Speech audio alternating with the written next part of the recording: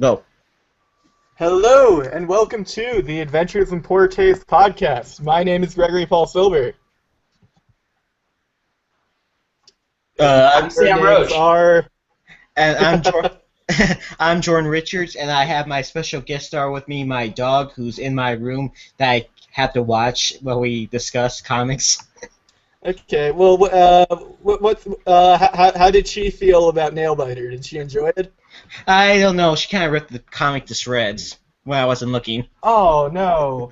Oh, she didn't like it at all. Well, Okay.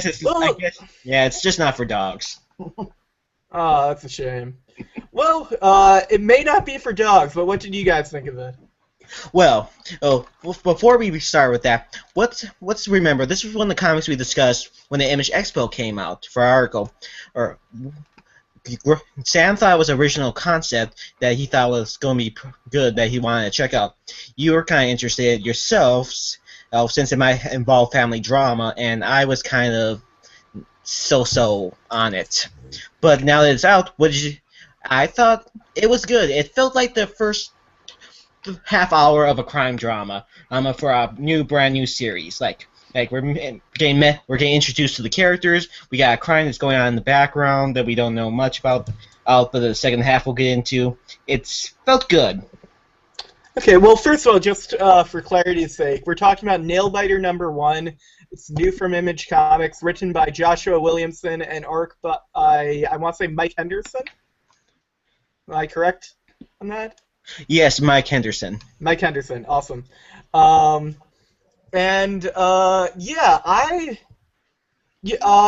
do remember saying that, being excited about the idea of this being a family drama revolving around this crazy serial killer, and I guess I was a little disappointed that that's not quite what we had with this comic.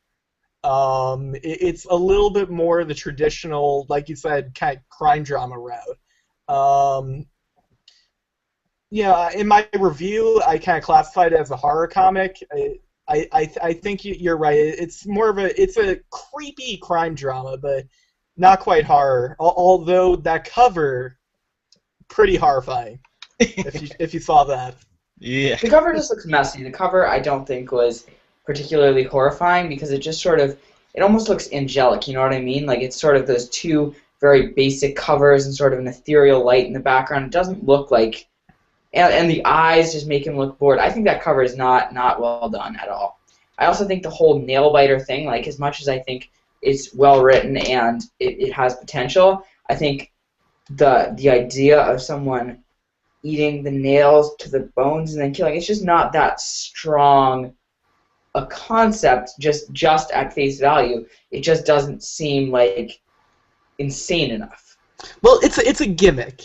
You know, this is not a comic. But I'm just saying, I'm not denying it's a gimmick. I'm just saying it's not a good gimmick. It's not an effective gimmick. It isn't making me think, ooh, that's crazy, and I really that's something that I would fear. It's just sort of a catchy title, I guess. It doesn't even really catch my attention. Well, the thing is, that's not really what the comic is. This is not really a comic about a serial killer. This is a comic about the hunt for a serial killer, which, once again, not that original. It's done, I think, in an interesting way, but I think it needs some time to find its voice. I think this is kind of... Have you guys ever seen Hannibal on TV? I have. No. Okay, because this kind of reminded me of it. It seems like it's going to be an FBI agent who's kind of not fully there anymore, more in his own way, and is teaming up with a serial killer to investigate crimes and stuff, though in this case he actually knows he's a serial killer at this point. But it didn't have that same kind of charm as Hannibal. Like the characters weren't quite as screwed up, and it didn't ask any questions right from the get-go. It's sort of lazy, I feel. Like, it's not really doing anything. It's sort of trying to establish characters before it does anything, establish the whole the idea of it, the concept of it, instead of diving right in and talking about what these people are all about. And I think that's lazy. Well, we sort of got an idea of some of the characters, but mostly just the townsfolk, not the two main leads, which is kind of necessary at this point. I get the feeling like this is going to read much better in trades. I talked about in my review how it's hard to do horror as a monthly comic book because horror, or if you can look at this as a suspense story, either way, pacing is everything, and it's hard to establish that kind of thing when you've only got 20, 22 pages to work with. Oh, definitely. I think I'm interested in hearing what people who read this like only as a collected volume think of it, because having just read one chapter, I get the feeling like it's going to kind of come together much better as a collected piece. Yeah, you definitely get the feel of it. Like I say, it's like the first half hour of a crime drama. I think we're going to need one more issue to fully get this comic, fully get a more bigger idea of it. I think I have an idea. I think it's not particularly sophisticated, and for what it's doing, I don't think it's doing its job particularly well. So I don't know. I did like the art, and I thought the writing was very, very snappy though, and I like that whole sequence where they're fighting. I thought that was very good. So I think I think it's got it's got got the talent the tone behind it. The concept's not fully baked. Thrilling me. Yeah. I think it's got the tone down right, but it's not particularly scary at this point. Well, I think it needs time to find its voice. Right. Speaking of crime dramas, we got fairly exciting, at least in conception, new trailer this week in the form of Gotham. You guys get a chance to check that out? Oh yeah, I'm the one that brought it to your attention. Well, yeah, I know, but the listeners don't need to know that. Okay, but it's Batman series without Batman in question. It's basically the early years of Gotham when Jim Gordon was just first getting on the job. We're seeing the kind of rise of everything, how Gotham pretty much goes to even more hell in the early days. Yeah, I know. I wasn't too hot on the idea of the series at the very beginning. And this trailer still doesn't really excite me all that much. I was kind of hoping for, as I think a lot of people were, for something a little bit more similar to Gotham Central, where it really is more of a police crime drama rather than what the trailer seems to make it out to be, focusing more on young Bruce Wayne. We really don't need to see another Batman origin story. I would disagree. I think it doesn't. I think it very much stated that Bruce Wayne was in the periphery along with all sorts of characters, and this is Jim Gordon's show. So they're using him as a plot device and saying this is something that like pushed Jim Gordon over the edge or taught Jim Gordon a lesson, and I think that's good. I agree that it shouldn't be Bruce Wayne's story over and over again, but I don't think it will be. And I thought I was very hopeful. The trailer made me very hopeful. I think it took on a nice, not quite gritty as like Breaking Bad or The Walking Dead, or The Walking Dead is not that gritty, but it tries to be. But it sort of has that superhero element as like Agents of S.H.I.E.L.D. And although I didn't like Agents of S.H.I.E.L.D., I liked the concept of it. Like you check in with your heroes every week in two different mediums, and I think that's if they get that sort of like inclusion in the universe, and if this works with the new Batman film, I think it'll be a really cool show, especially if Jim Gordon's running the show. I think trailers kind of always lie. I think this is really going to be a crime drama, but they're just playing up the more superhero angle because you want to capture the public's attention of this and not emphasize one part that they kind of seen all the time. Yeah, I don't know. I'm a huge Batman fan. I think we all are. Yeah. I mean, among regular folks, I often say I'll say to them I'm probably the biggest Batman fan you'll ever meet. Among you guys, I can't quite make that claim. although I would still fight for it. Um, but no, I'm a huge Batman fan. I really want to like as much Batman-related media as I can. Just I don't know. I think part of it has to do with like I like the idea of a Batman who kind of brings out the weird in people. I don't like the idea of it being Batman's fault that all these crazy criminals are coming around. A lot of writers kind of play that angle, and I don't really like it like that. But the idea that he's this weird character that brings weirdness with him is something I like. And when you have it that kind of that.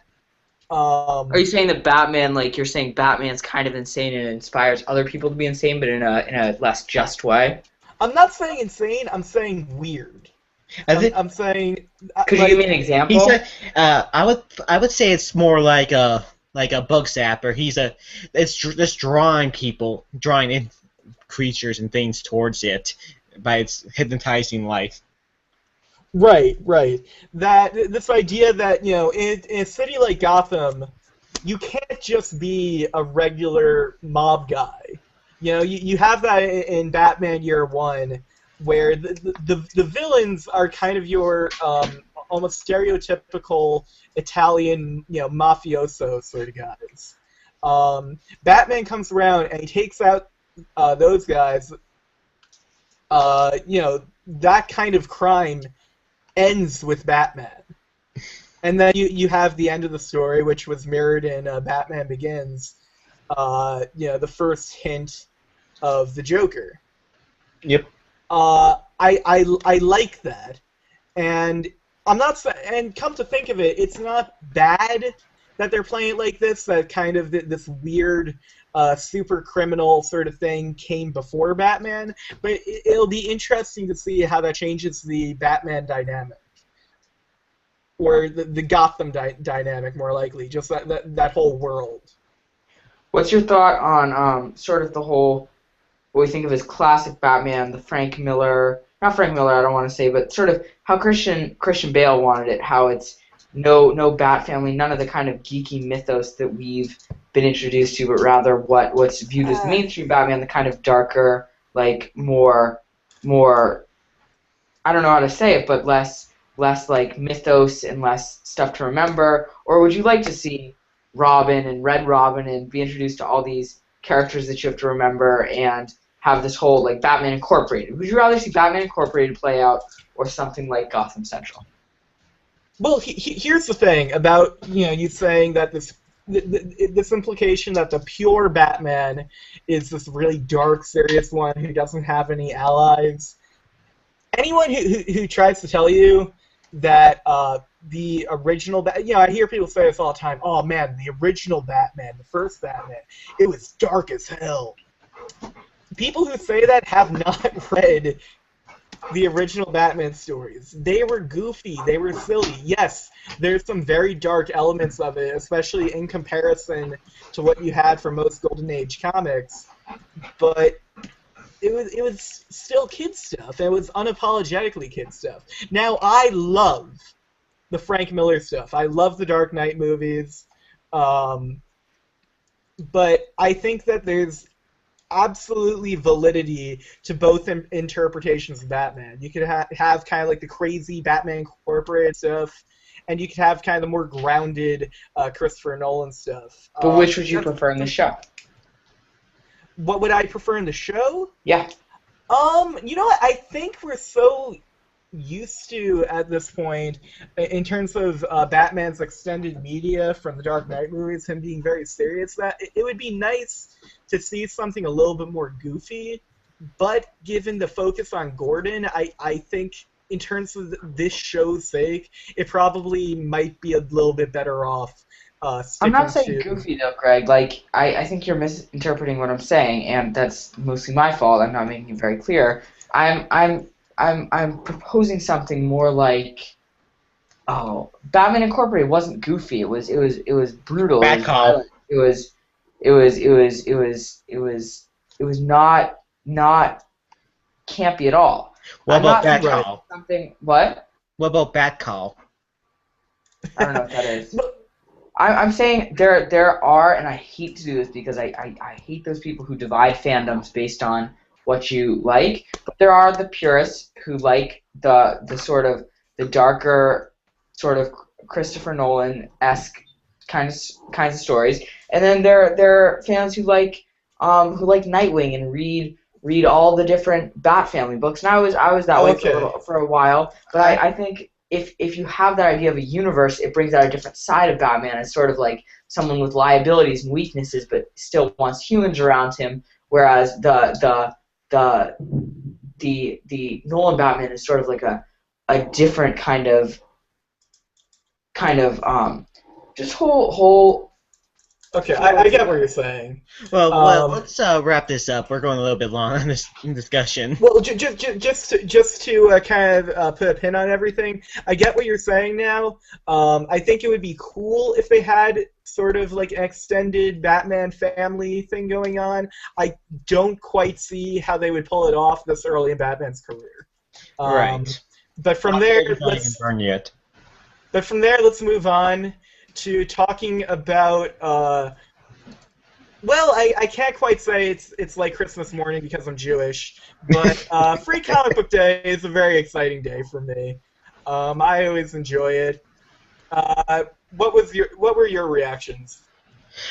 It was the first one I ever really attended. I just never had the opportunity before in the past to go to one, but last week I went to it. It was fun. There was a lot of people around talking. There was guys walking around in Boba Fett costumes. Wait, how many guys happened to be walking around in Boba Fett costumes? 2 of them. That's weird.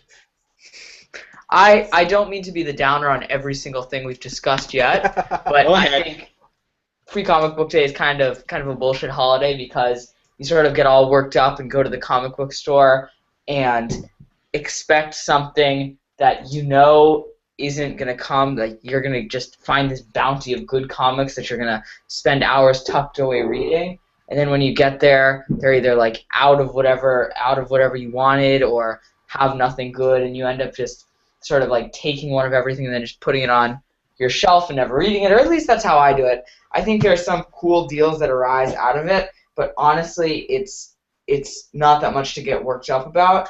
And I love how it draws the community together, and that was one of the ways I got into comics. I got hyped about Free Comic Book Day just to get my hopes dashed every year. But I still think it's kind of a letdown every year and shouldn't be taken that seriously. But I do have a great story to tell once they're done talking about their Free Comic Book Day. Yeah, unfortunately, I know what you're talking about, but we'll get to that soon. Anyway, I have a few free comics that I read and would like to talk about. One of them, I know you read it too, Jordan. Mm-hmm. That would be Future's End #0. Yes. And we briefly discussed it before the podcast, before I said save it for the podcast. But I think we have different opinions on this one. Yes, I'm pretty sure we do. Care to go? Yeah, you can go first. Well, most of my opinion's gonna be heard on the weekend for my article, but I as a prequel, as a way to get the story going, I think it works relatively well. You see why the future needs to be changed. You see why Batman Beyond has to go into the past to fix everything, because the future sucks. Okay, but here's the thing. That whole thing with the future sucks. Well, in this story it does. In this story it does, but it's been done to death. This story is just vampire, zombie, Terminators, and I'm making. Depending on who you are, that actually might sound cooler than I need it to sound. Yes, it does. But it's just superheroes being killed page after page, and a guy's arm gets ripped off, for God's sakes, again in a DC comic book. I'll give it this: it did not bore me. And again, I don't even mean that as a backhanded compliment. I said the same thing when I read Identity Crisis and realized that's not the unbearable mess that I thought it is. It's bad. Don't get me wrong. But to me, the biggest sin that a story can commit is boring its audience. And I was not bored. I read it all in one sitting. I just was not happy with what I read. That's one of the reasons I quit DC, because of this. And I feel like Marvel does this less, debatable, but it does it less. I think anything that has to do with continuity and wrapping up stories that didn't need wrapping up, like Batman Beyond, if they want to swallow that up in a mess of continuity and tying it together with the Batman that is now, I think that's not necessarily. Not necessarily, because this Batman Beyond is completely different, because Batman Beyond for the cartoons game that has its own digital comic series that's going on right now. You're not making it any better, Jordan. Oh, but it's really good, man. And it's really good. It's free from this continuity. You can't really. The greatest joy I have in comics is being able to read something and then be done with it. You know what I mean? When people ask you for recommendations, they don't ask for what are the 15 different series I can read to get this one great story. They say, what's something I can read and enjoy and just put down? Watchmen is a great one. The Walking Dead even is really good at this. Scalped, I loved it. 10 volumes, compact. I didn't need to buy anything else. I just get that and I'm done. I'm done. And I can recommend it to people. I can give it to people. It doesn't frighten people. I don't want to watch the animated series and read the digital comic and then read the print comic just so I can catch up with which future is actually the one that's presented in future. It doesn't sound like fun. Right. It's that idea, like which one's the real one, which one counts. That it gets really annoying. And then when you start doing things you love because you wanna, and not because you love them, things start becoming a chore. And when things start becoming a chore, they start becoming not interesting. I want to read something because I want to read it. I don't want to be slogged through endless paperbacks because I want to catch up with something. I want to only be reading comics when I am loving them. And it's hard to live by that because you do want to there's this notion of if you read through all of this, you'll be caught up and there's this great experience just waiting for you once you're done with the millionth trade. But I want to refrain myself from doing that anymore because it's just not worth it in the end. No, that's fair. But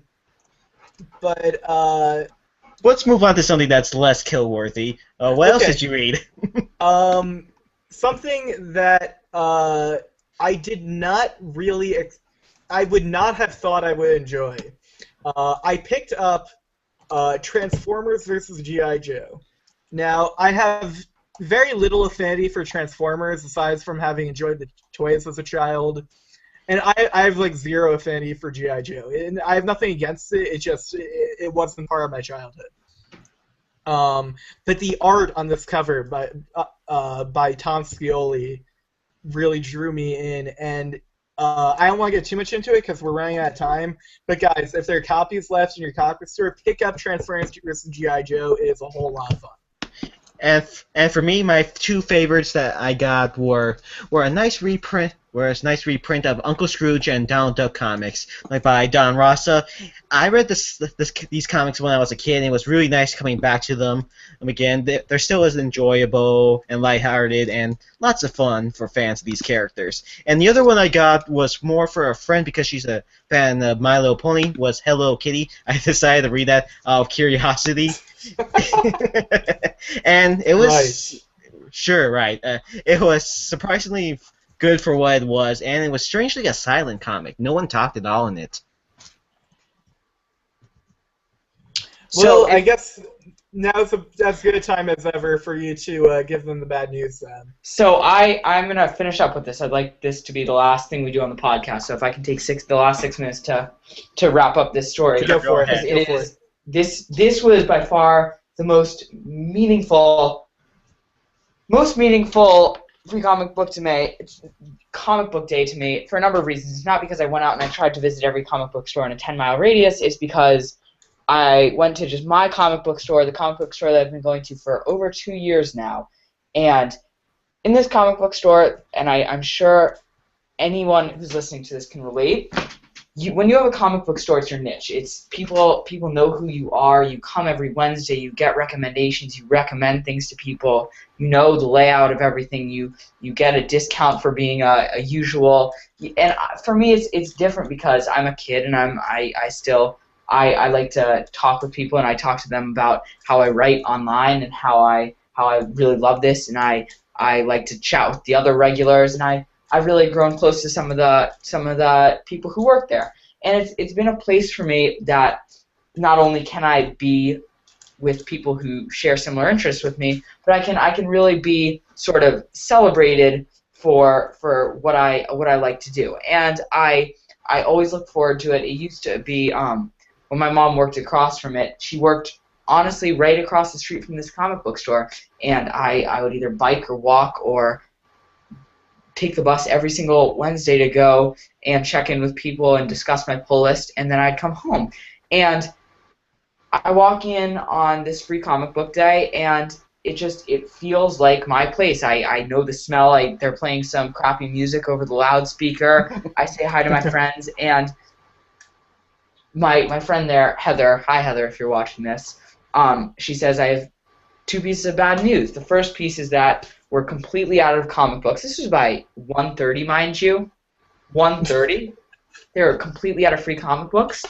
So I say, okay. She said, you're welcome to my stash. And I said, no, that's very kind, but I don't really care. Second bad news. The store is closing within 20 days. Okay, that no one understands. My friends don't understand how much that just screws up every single aspect of my life. Not only don't I have a place to go to the comic book store, I'm losing friends. It's like they're being deported to like Timbuktu. I'm not going to see them again. And this sort of haven for me, this sanctuary, this place I love to go, it's gone like that. And I was taken aback, and I had 2 friends with me there, and both of them were sort of just going around looking at DVDs, and it hit me hard, and it really made my day kind of awful.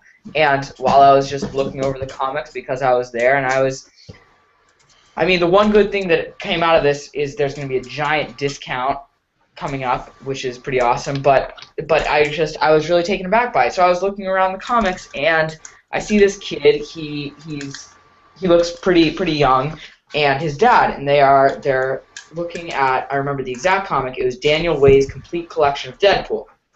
And I go up to them, and having read some of Daniel Way's run on Deadpool, I said, that's a good comic. And he said, really, do you know a lot about these comics? And I said, oh yeah, sure. And we talked for a little while, and I recommended things, and the kids told me who he liked, and they said, we've never really read comics seriously, and we were sort of looking for something we could get into. Is there anything like that? And I just had this moment, because when I was 11, the same age as this kid, I got my copy of Watchmen, and my copy of Watchmen was what compelled me. 11? Watchmen? Yeah, is what compelled me to read comics and that's why I'm here on this podcast today. If I had not gotten Watchmen, I would not be here. And so I said, you should buy this book. And by the time I was done talking to him, I had him hugging his own copy of Watchmen going out the door. And I felt like that was sort of just this not perfect but sort of complete cycle. Like, this store was closing